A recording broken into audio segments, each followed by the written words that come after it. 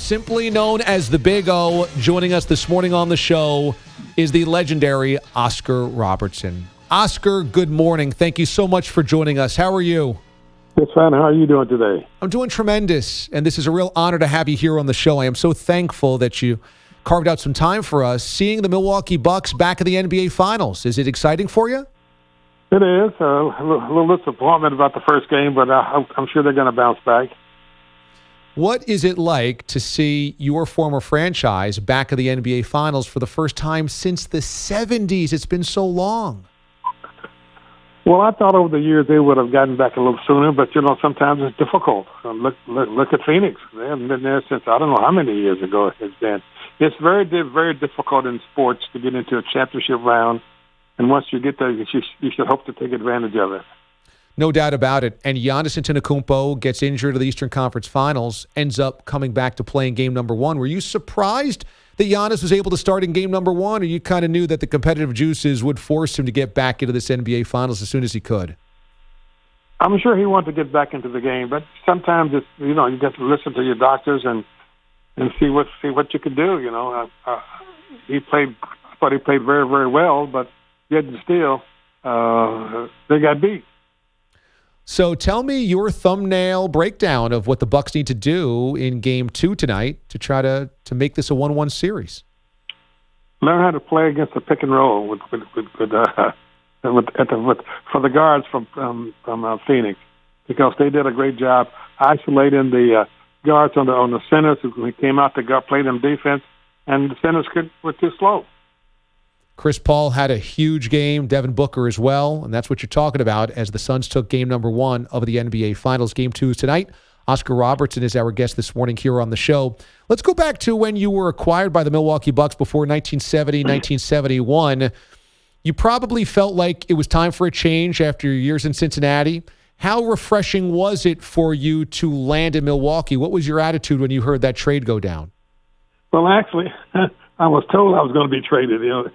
It wasn't that I was looking for a trade myself, but I was told the team didn't care for me anymore. I mean, after all, I just made All-Pro for 10 straight years, but they said they didn't care for me anymore. But once I figured that I had to be traded, because in the life of an athlete, DA, sometimes you're gonna have to leave, you get to change teams. That's the way life is. And so I sat with my wife, and people don't realize this, but my wife actually picked Milwaukee. Really? Yeah, because we had 3 little girls at that particular time, and she wanted a good school system. She wanted to go where she had some acquaintances there, because she was in a club that had an organization based in Milwaukee. So she said, well, maybe Milwaukee should be the best place for us. Wow, I didn't realize that. So it ends up being kind of the perfect fit for you because your wife is happy, you want a fresh start, and they have another superstar to go along with in Lou Alcindor at that time. So you must have been pretty happy with the landing spot.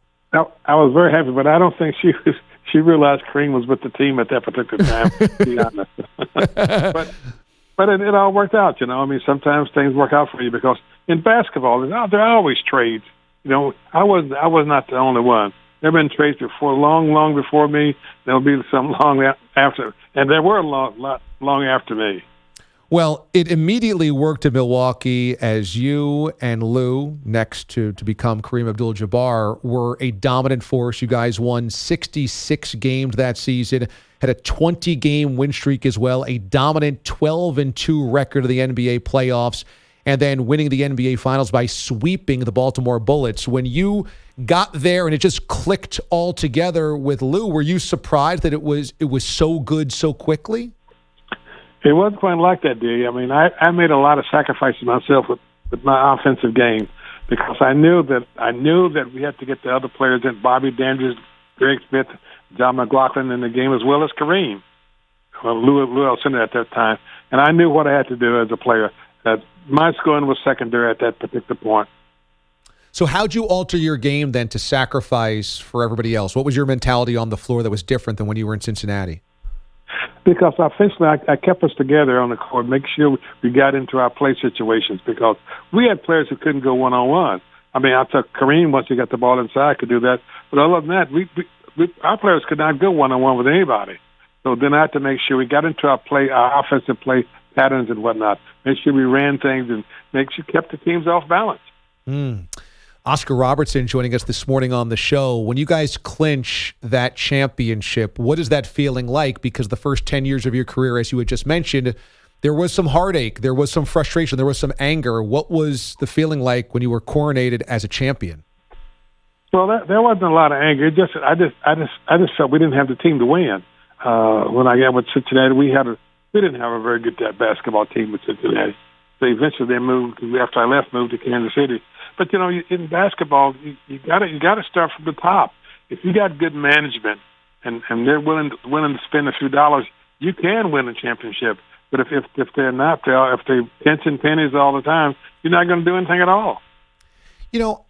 Tell me about your relationship with Kareem, because we've had Kareem on the show, and he is one of the guys I admire most in sports as just a thinker, as an ambassador, as somebody with a real social conscience. I just think he's such a smart guy, but he's hard to know. He's hard to understand. He's been very guarded for a long time. Did you have to get to know him personally, or did it just work basketball-wise and everything else was ancillary at that point? Yeah, I mean, when I met Kareem when he was in high school, to be honest, when he played for Power Memorial High School. And when I got to Milwaukee, it's like anyone. I knew John McLaughlin on the team better than I did anyone else, and I just let the play indicate what we were going to do. No, I knew Kareem. Like everybody knew Kareem. He was sort of an introvert, but we talked a little bit about his basketball. I was 10 years older than Kareem, so I knew what was going on. I knew what he had to go through, and I'm glad he listened to some of the things. But we worked together, and we won a championship.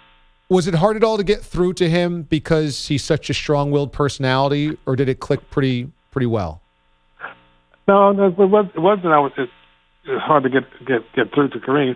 I mean, I just met all the guys and treated them all the same. I mean, if Kareem didn't want to talk, or he had something on his mind, I realized that didn't bother him, and I didn't want. And so such as John McLaughlin or Bobby Dandridge, sometimes you come into the arena to work out or play practice.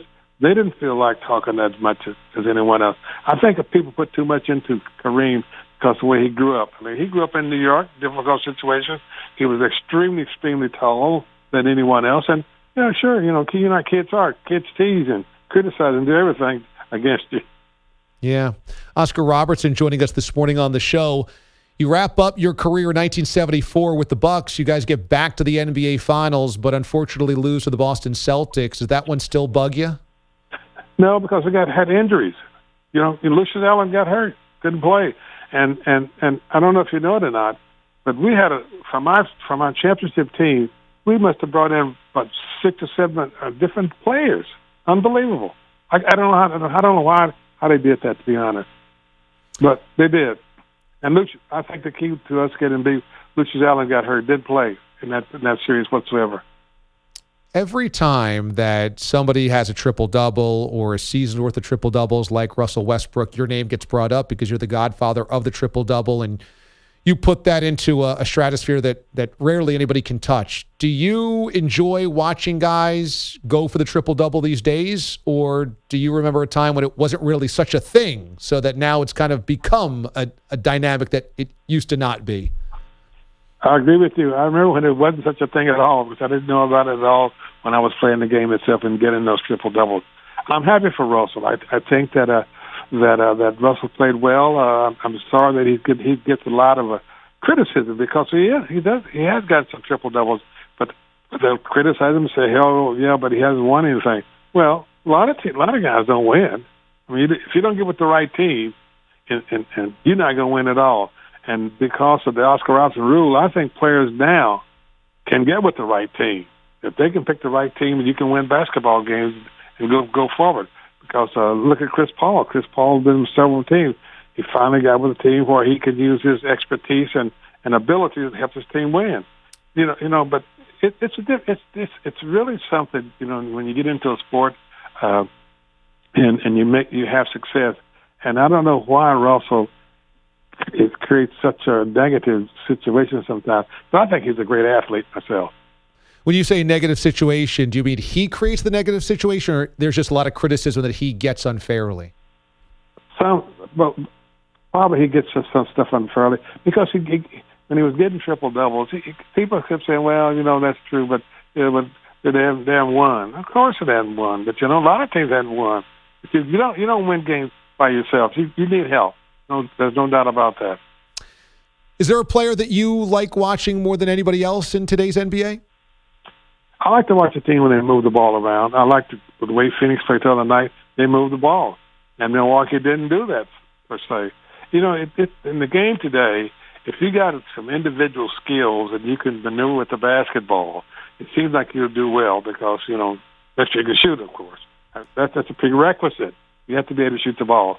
But if you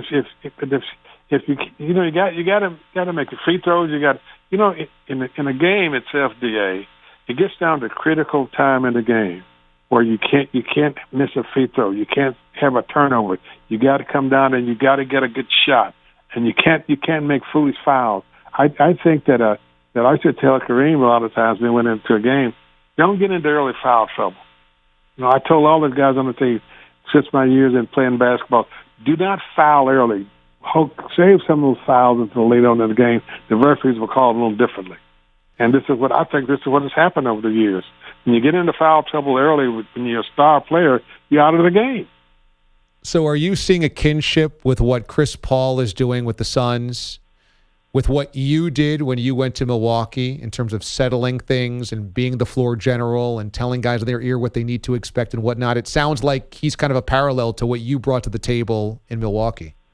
Yes, he's added an element to the game that they didn't have before, because of his years of experience. He knows what he doesn't try to overdo it. He's got other basketball players on the team, Devin Booker and the kid Ayton in the pivot.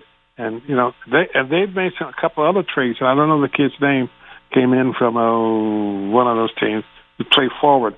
And they got 2 or 3 guys off the bench. And that's the key to winning. You got to have some good bench players in order to win a championship. If they don't contribute, if those bench players don't contribute anything at all, you're not going to win. Is there a favorite player you have in today's NBA? No, there are a lot of them. I'd like to see several players play. I like the kid from Golden State, LeBron. I like to see Giannis play. I like to see Phoenix teams play. There's no certain team. I said before, I like to see teams when they go out there and they execute the offense and they play tough defense. Simply put, Oscar Robertson is one of the greatest basketball players who has ever lived. An NBA MVP, an NBA champion, a gold medal winner as well for Team USA, a do-everything Hall of Famer. Oscar, it is a true pleasure and an honor to have you carve out time for us this morning on the show. So I just wanted to say thank you so much for doing it. And for your Bucks, go Bucks. I really appreciate the time today. Thank you. Thanks a lot. It's great being with you. My pleasure. Oscar Robertson joining us this morning on the show. Excellent. There are just a few guys that you hold in such high regard that when you get to talk to them, your skin gets to tingle a little bit. And I've had that experience a couple of times over the course of my career where you just go, wow, can't believe we just had him on. Can't believe we just had that player on. Felt the way about talking to Barry Sanders a couple of years ago. I felt that way about having Joe Montana on the show or Jerry Rice on the show. Felt that way about Kareem when he joined us a couple of years ago as well, and felt that way today with Oscar Robertson. I mean, he's just a legend amongst legends.